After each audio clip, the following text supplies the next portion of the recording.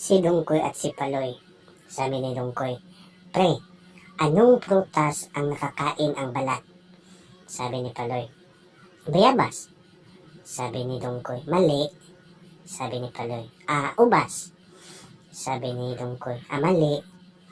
Sabi ni Paloy, "Apple." Sabi ni Dungkoy, "Mali." Sabi ni Paloy, ano?" Sabi naman ni Dungkoy, "Pinya, pre."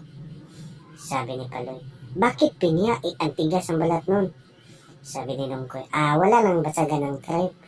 Tripe ko yun nakainin yung balat ng pinya." Si Bravo at saka si Mickey. Sabi ni Bravo, "Pre, napansin ko lagi mo kinakausap ang sarili mo. Hindi kaya nababaliw ka na?"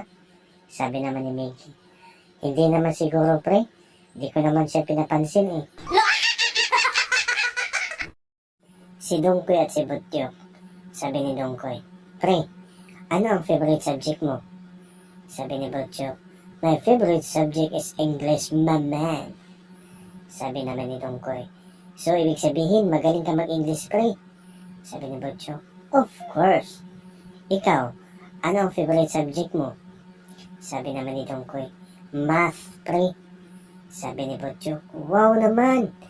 Magaling ka sa competition." Sabi naman ni Dungkoy, "Hindi, pre. Pero mahilig ako sa pagkain." Sabi naman ni Butyok, Paano nangyari yon?" Sabi naman ni Dungkoy, "Math. Ibig sabihin, M, merienda, A, almusal, T, tanghalian, at H, hapunan. Diba? Math."